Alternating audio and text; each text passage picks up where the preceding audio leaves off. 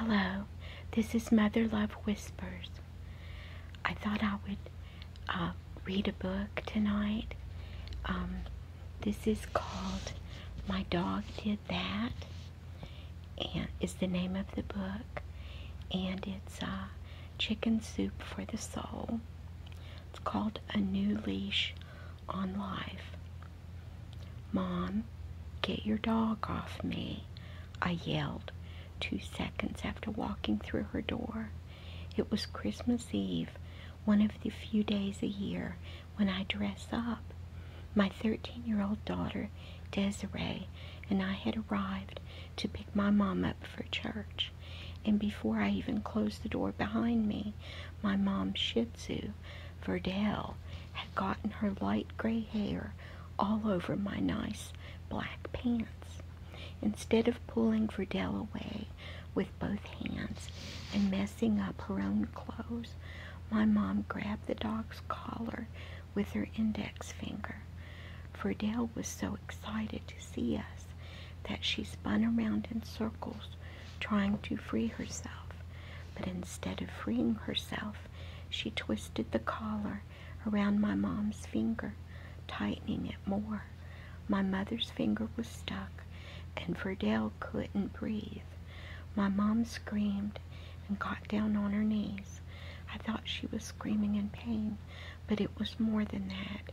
She was trying to unfasten the collar, but it wouldn't budge, and neither would the dog. Verdell was motionless. I could see the fear in my mom's eyes as she realized her closest companion couldn't breathe. She tried pulling her finger out, but couldn't. There was no time to spin the dog back around to face her. My mom frantically found scissors, but I grabbed them away from her, fearing she would nick the dog, trying to cut the collar with one hand. I wasn't comfortable cutting it off with both hands, but I knew it was our only hope. My hands shook rapidly as I pushed the blade under Verdell's collar, freeing her and my mom. Verdell's head fell to the floor. I had never seen her still before. I put my ear to her chest to check for a heartbeat. There was nothing. I looked up at my mom, shook my head, and said, "She's gone." "No, no, no," my mom wailed. My daughter, who grew up with Verdell, ran to the bathroom and locked herself in. I stared at the dog in shock. I couldn't believe Verdell was gone, just like that. Only a couple of minutes earlier, she was greeting us at the door. It didn't seem real. The lively little dog, who was never short of energy, lay there lifeless. My mom's sobs penetrated my heart. I had never heard her cry like that. I thought her grief would kill her. I was never close to Verdell. I'm allergic to dogs, a bit of a germophobic in general, and if she knew that, Verdell always went after me, of all people. Aside from the shedding, she drooled on me and even managed to slip her tongue into my mouth, a doggy French kiss. I don't know what happened, but something clicked inside me. I grabbed Verdell's slobbery mouth, took a deep breath, and proceeded to do CPR. I didn't even know if CPR worked on pets, or if I would remember all the steps, but it all came back to me.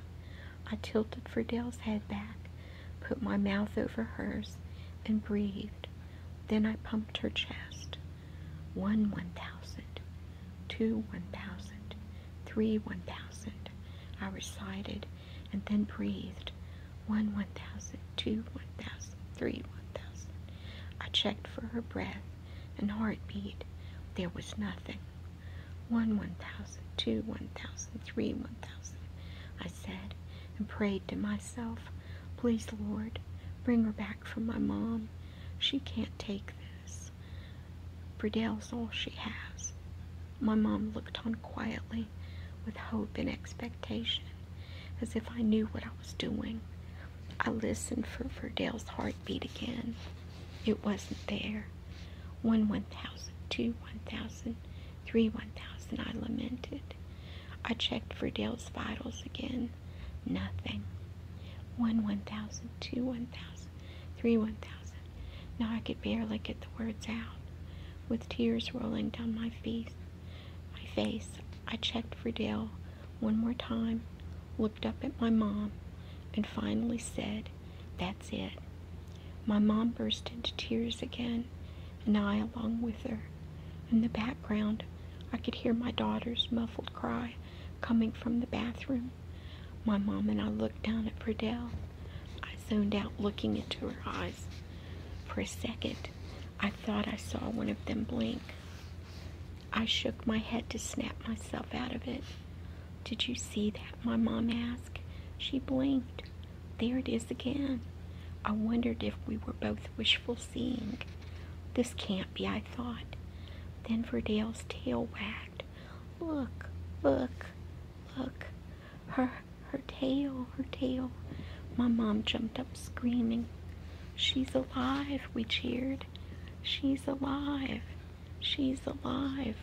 I embraced my mom, not something we normally do in my undemonstrative family, as we watched Verdell slowly come back to life. Her blinking and tail wagging got faster and faster. Then Verdell lifted herself up by her front legs and joined our celebration as she joyfully ran around the house, dragging her back legs behind her. Little by little, Verdell's hind legs regained strength as well, and she jumped all over us. I held her in my arms, and she attacked my face with kisses. I didn't resist. Verdell ran back and forth between me and my mom like a puppy pleading to play. Then suddenly she stopped dead in her tracks and made a beeline for the bathroom, where my daughter remained barricaded. Verdell scratched on the wooden door, but Desiree didn't answer. She couldn't hear anything over her sobs. "Desiree, open up," I yelled through the door. "No," she yelled back. "Open the door," I said. "Someone wants to see you." "No," she shouted. "I don't want to see anyone right now." "It's Verdell," I said. "She's alive." Desiree opened the door just a crack to peek out, but enough for Verdell to push her way in. Desiree looked down at Verdell in shock, and then excitement.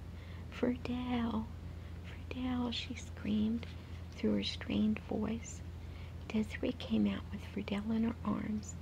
The dog squirmed, wanting to get down and run around some now. We called an emergency veterinarian. He wasn't surprised by our Christmas miracle and said CPR is often used on animals.